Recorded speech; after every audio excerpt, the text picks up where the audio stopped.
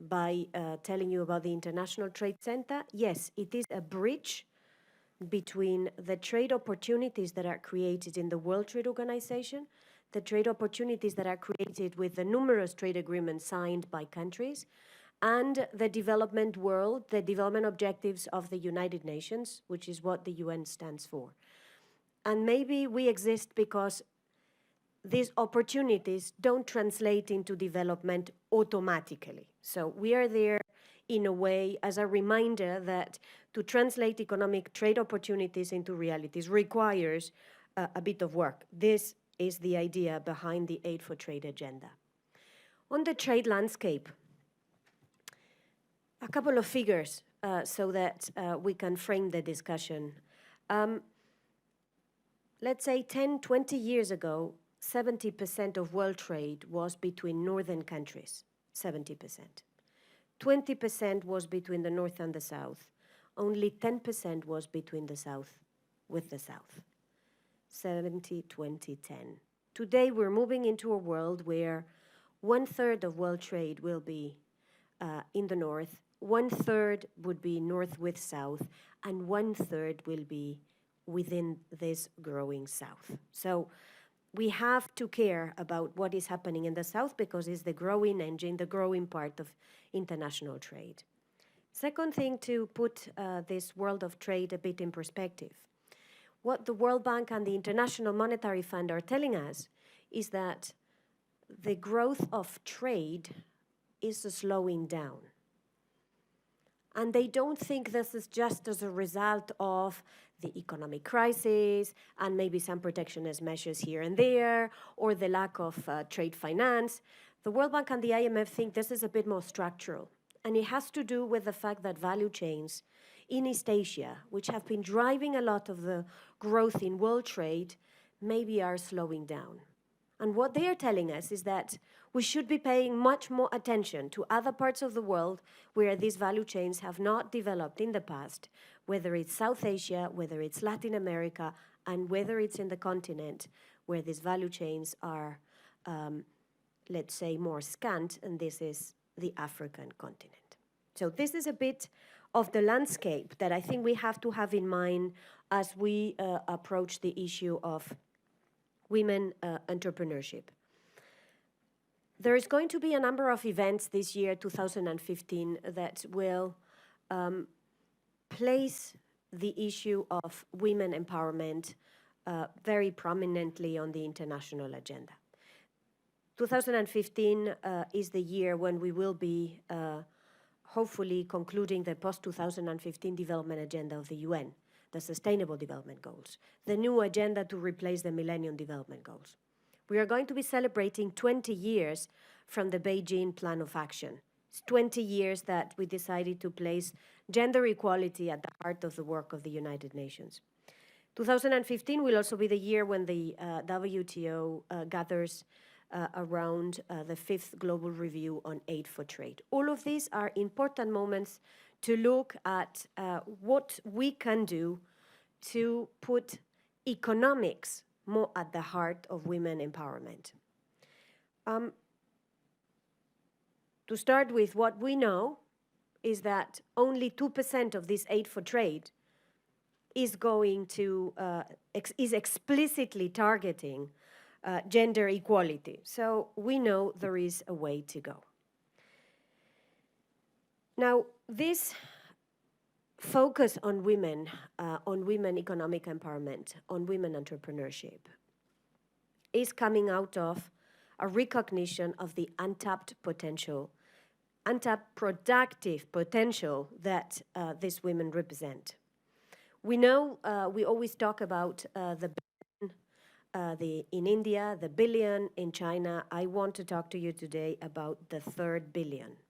It's the equivalent in a billion of women around the world who can enter, who could enter the mainstream of economies as producers, as consumers, as entrepreneurs, as employees during the next decade. And it's therefore no surprise that a lot of companies around the world are looking very attentively, from Goldman Sachs to Coca-Cola to the area of women.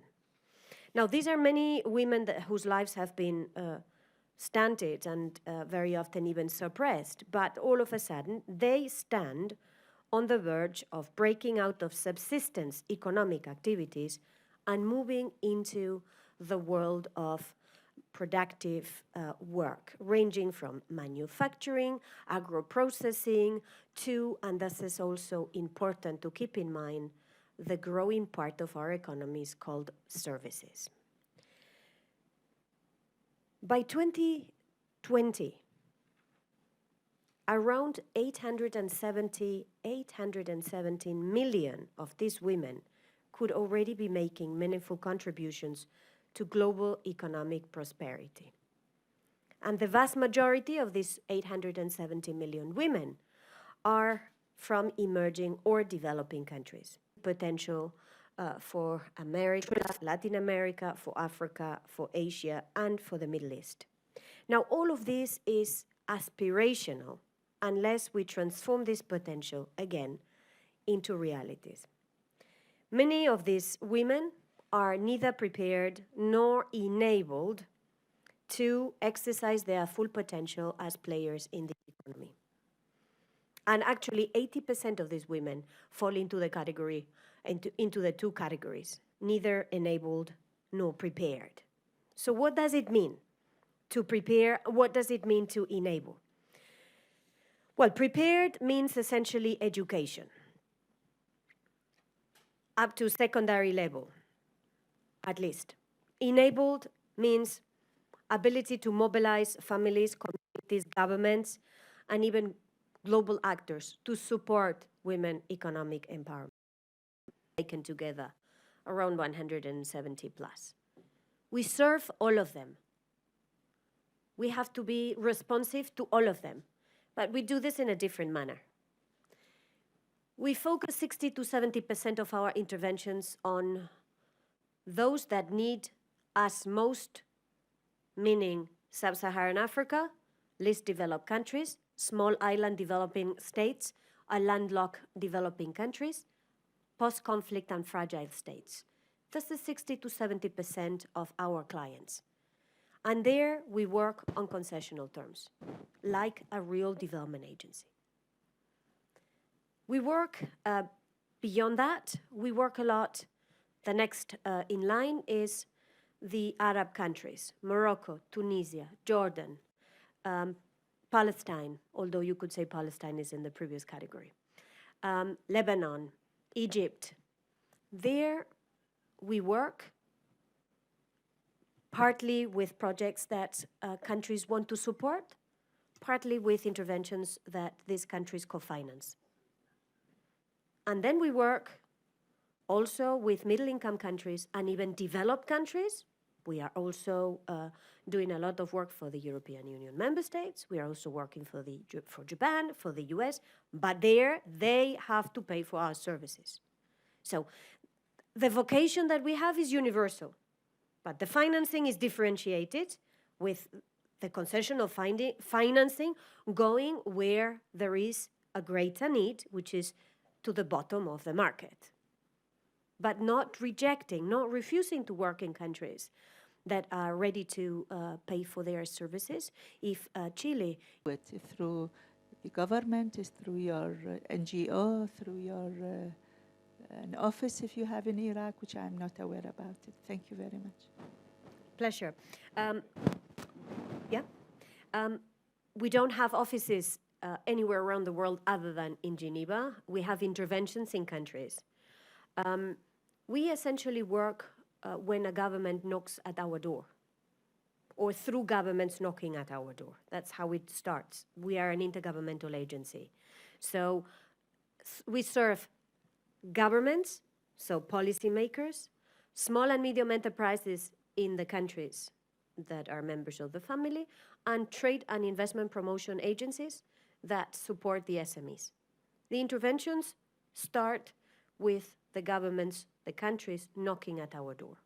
They come, they tell us, this is what we need.